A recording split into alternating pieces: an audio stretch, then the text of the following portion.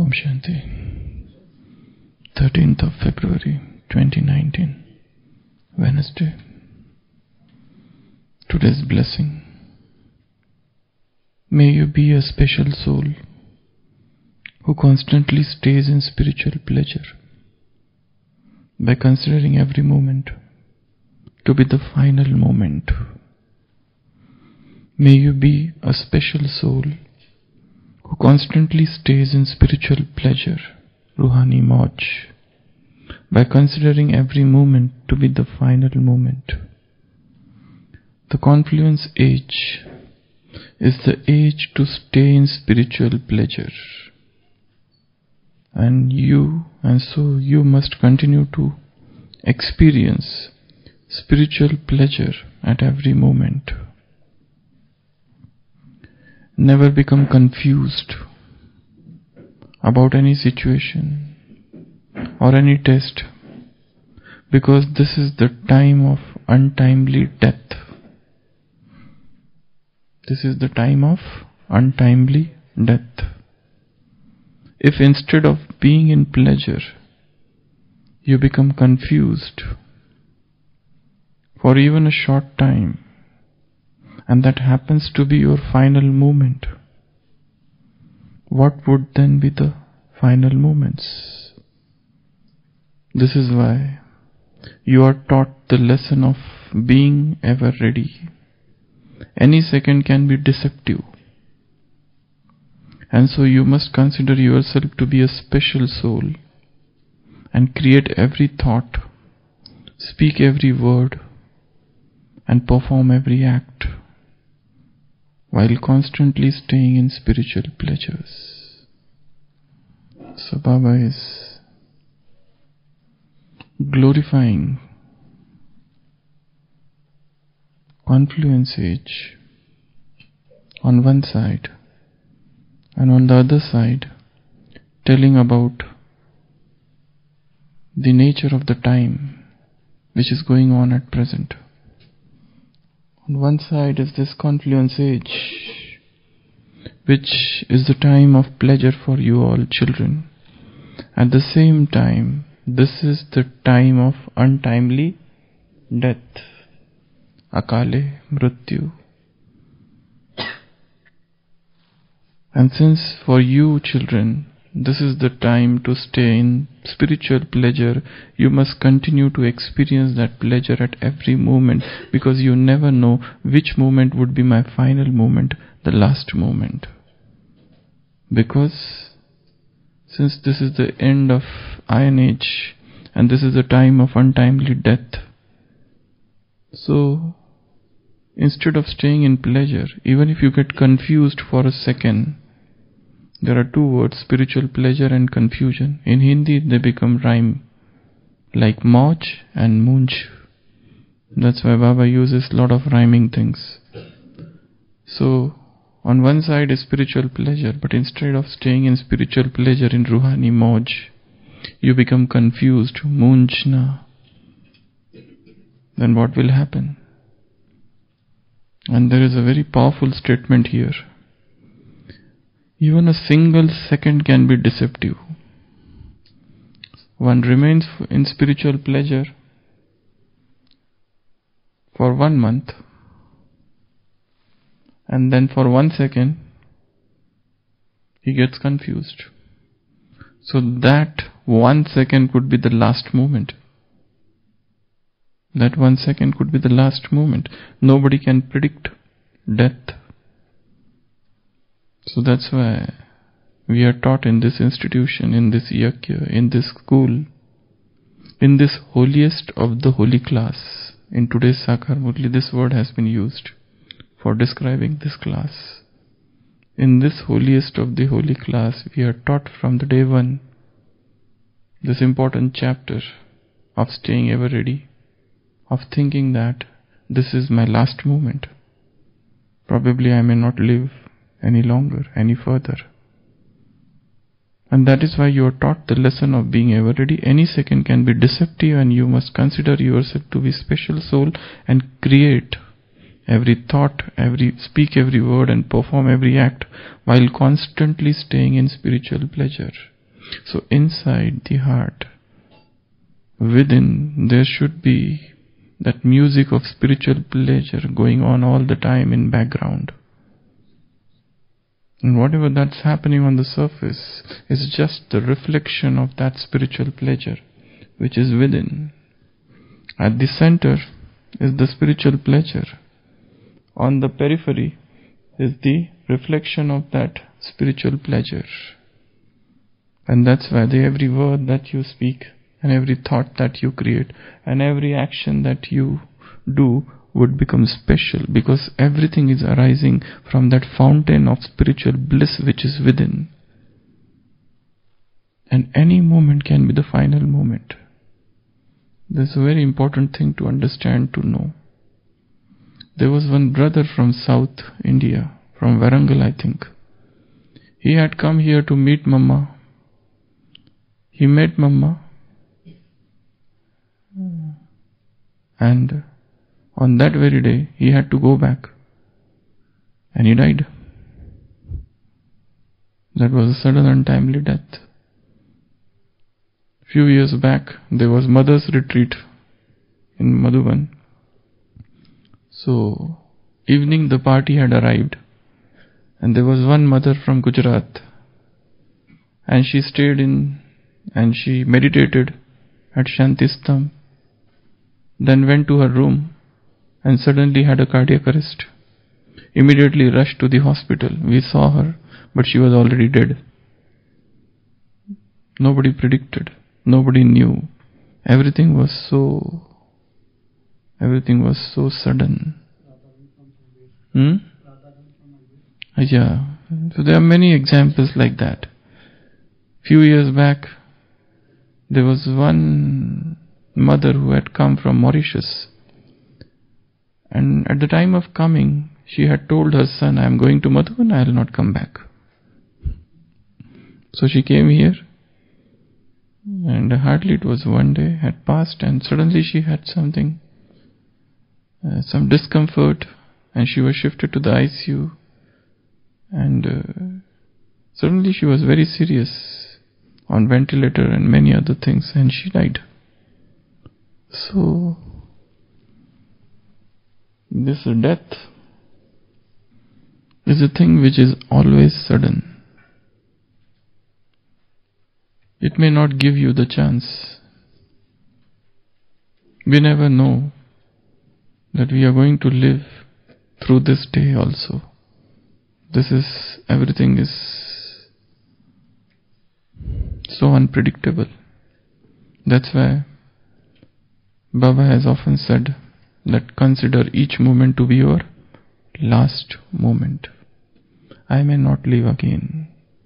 I have few hours with me, and that's why each and every moment of my life, of this day, should become the best. Every second should become the best.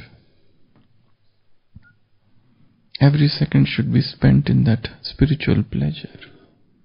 And only when we are in spiritual pleasure, whatever we do, that is for world benefaction.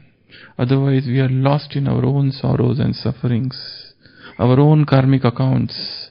Just imagine a soul who is suffering and suffering physical illnesses and so many other karmic accounts and so many past sanskars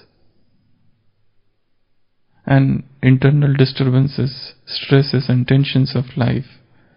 Can you think or hope that such a soul can do something for the world? They are lost in their own unhappiness.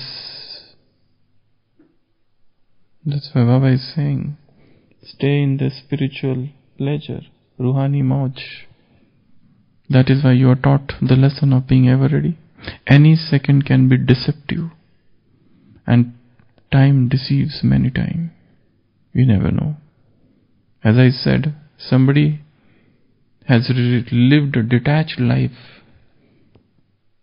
for 1 year, and suddenly for 5 minutes he meets a person to whom he was attached 1 year back, and in that 5 minutes All those sanskars, all those feelings, all those emotions which were merged, suddenly they emerge again.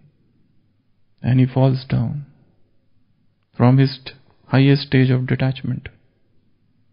And everything pulls him down again. So, even a second can be deceptive. So if such a thing is there, when the enemy is around us, we should be alert all the time. How much alertness, how much mindfulness, how much awareness, how much churning of knowledge, how much, to what depth we should live our life. That's a thing one should understand. Mind is such a imposter. A person who deceives is such a deceiver, a trickster, that you never know when you fall down, tumbling down. It plays tricks. One resolves that I will do this, and suddenly something else happens and one comes down. So the best thing, or the most important thing in this Brahmin life, is to understand our own mind, the way it behaves. What are the hidden tendencies? What are the potential deficiencies that could get manifested at particular time, and we are caught unawares. So to understand this mind is very important, how it deceives. And the best thing to learn is to learn from the past deceptions. To learn from the past deceptions. The thing is that we learn many things in life. Only thing is that we don't stop and think why this thing happened and why I fell down. There are so many failures that had come in my life and they taught me so many things, but probably I did not take time to think, to stop, to reflect, to contemplate, to learn some particular good chapter from it, so that I don't commit the same mistake again. And that's why the same mistake we keep on committing. To err is human, that's accepted. Not to commit mistake, that may not happen. We do commit mistake, not just mistake, but blunders, Himalayan blunders. But it is up to us to learn from each and every fall. It is up to us to learn from each and every failure, each and every re-emergence of sanskars, to learn, to know the triggers, to understand the triggers.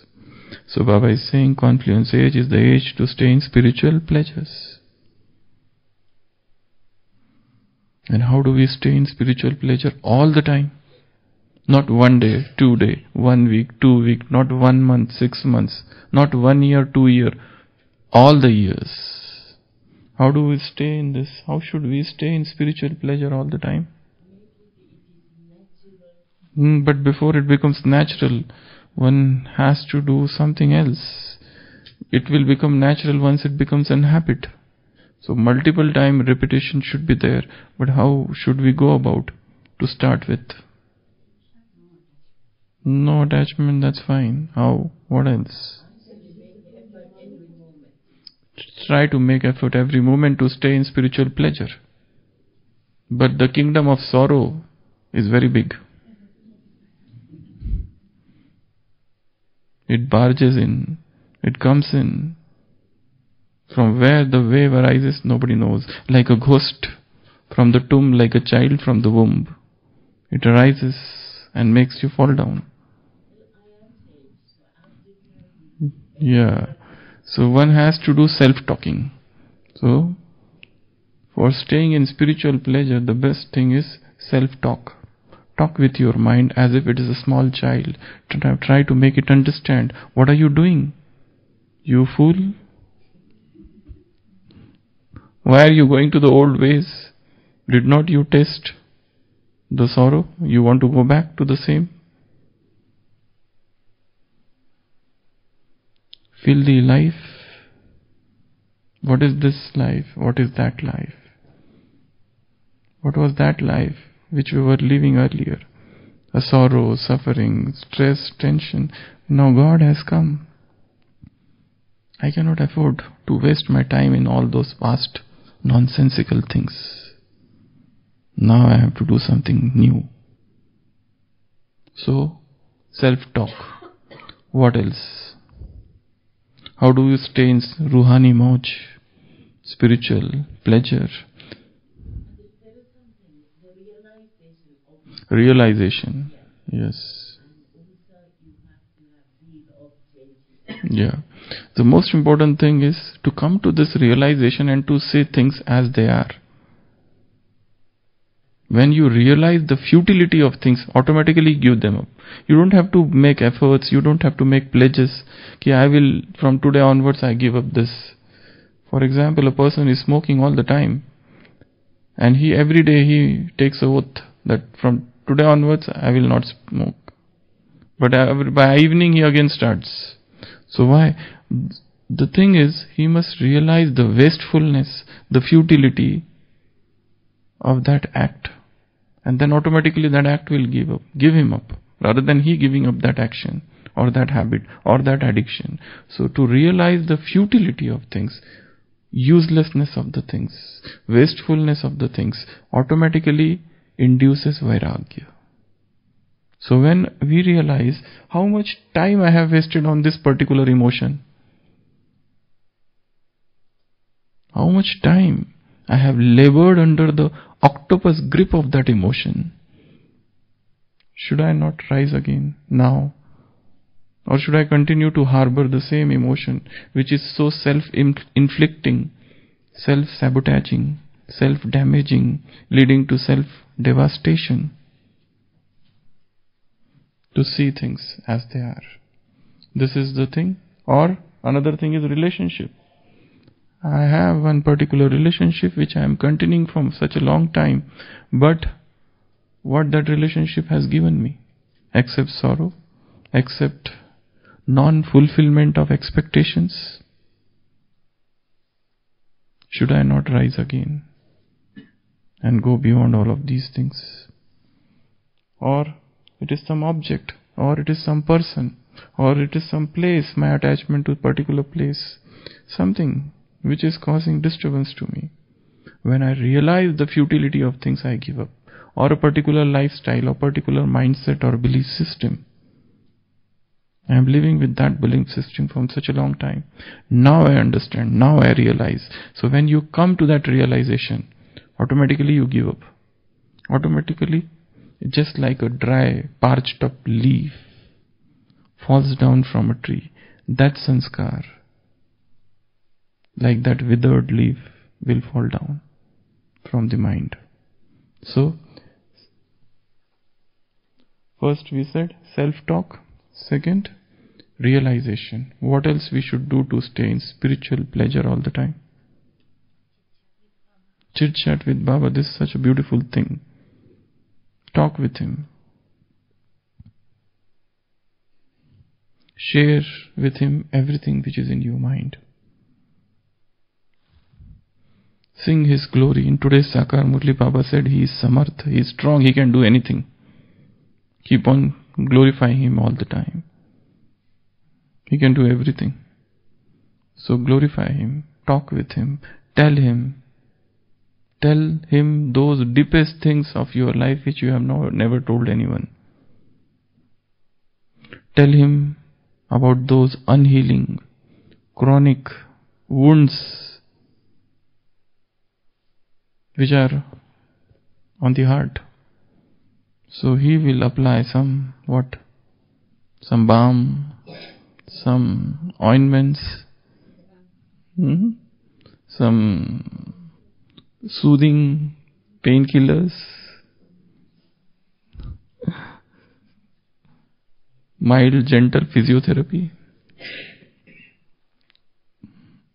So, talking with him keeps you above those sorrowful stages, or in spiritual stage, pleasure. What else? We should surrender.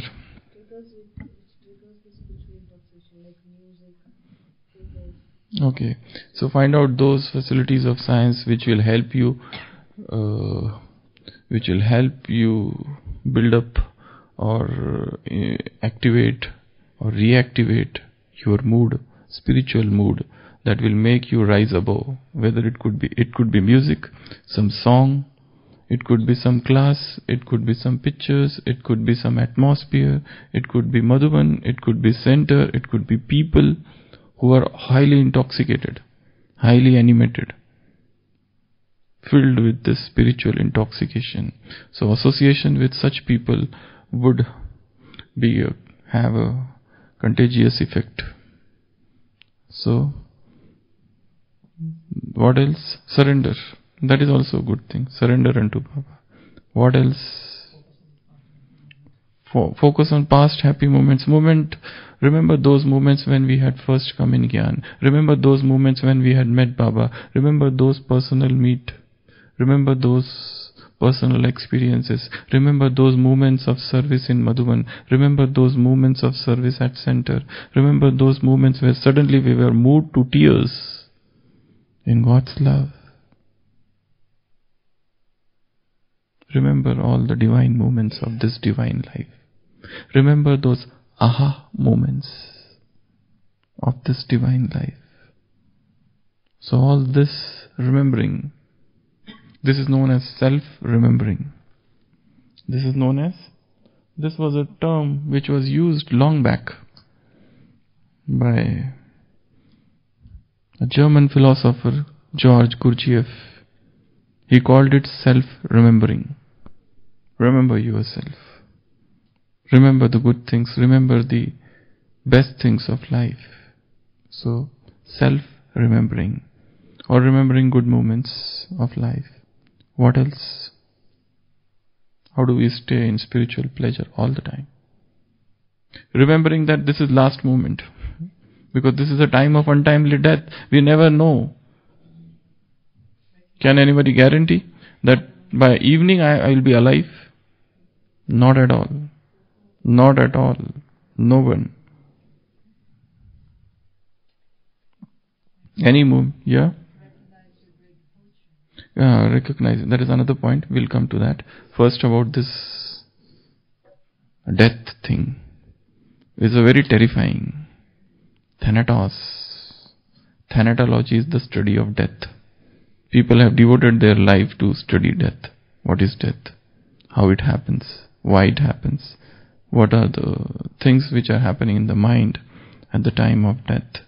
So one should remain fully aware of those things. This could be my last moment, or this could be the last day of my life. I never know. So I have to live this day to the full. They should not go in unhappiness, in sorrow, in suffering, in mental anguish and turmoil. Let me have something new this day, on this day. So, remembering death all the time. And one more thing, visualizing death. Visualizing death. See that you are on that pyre and somebody is giving the torch and flames and you are gone. And see what is the effect. When Alfred Nobel, who had invented dynamite in 1888, his brother died, and in newspaper by mistake it was published that he had died, and the newspaper read, "The merchant of death is dead." And when he saw merchant of death, Alfred Nobel is dead, he was shocked. Actually his brother had died, not he. But by mistake his name was written. And what they had added? Adjective, merchant of death. Because he had discovered dynamite for good use. Because, in his childhood, he used to work in mines and all that. So, he invented dynamite. But then people used dynamite for wars, for killing people. And that's why he was being called as merchant of death. Maut ka saudagar.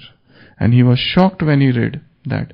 And he started thinking, after my death, this is how people are going to remember me. Merchant of death. And then he decided, no, I have to do something. And that was a turning point of his life, and he decided no, and he was unmarried. And he decided, let me collect all my money, and he created a prize. And he called it Nobel Prize. And this prize would be given every year to those who had exemplary or excellent or expertise in particular fields of science or other fields. So from that moment, they started giving Nobel Prize. And the money is still his, Mr. Nobel's. So this is how, now nobody knows that he had invented dynamite, and nobody knows that he was called Merchant of Death. Now everybody thinks Nobel means very good, best prize. That's how he changed. So final movement. Then as the sister said, fortune. Remember your fortune. What is our fortune? First fortune is that we have known who we are. Second fortune is that we have understood what God is. He is our Father, and we have understood what is our relationship with Him. Other fortune is this inheritance. The list of fortune is endless. Endless. To have this Brahmin family is a fortune. To break all those barriers, Baba says often to double foreigners, they have broken those big walls, China walls of religion. Those China walls of caste, creed, fashion, those China walls of church, mosques, culture, tradition, and they came here. And that's why Baba loved them so much. They have crossed all those barriers, all those walls. And there's a Hindi song which Baba often sings, Uchi Uchi Tiware. There's a Hindi song on that. They have crossed that and they have come here. So that is our fortune. God has picked us up from this world. From particular country is picked up and He brought here. So we are so fortunate, so special souls on this planet Earth, that we are amongst those chosen few who have realized God, who have understood God, who have come to this divine family, who are living such an elevated life, who are every day getting nourished by the saga of divine love, that is Murli. And Baba, in today's class, in today's Murli, Baba said, this is holiest of the holy class. So to get admitted in this admission in this university, is it not a good fortune? Parents get so happy when their child get admission in some prestigious college. This is the most prestigious college of the world, best university of the world, best school of the world. So we are those fortunate souls, multi-million times fortunate souls. So remembering fortune. So the list is endless. Keep on churning and churning and churning. But churning itself leads you to spiritual pleasure, intoxication. Om Shanti.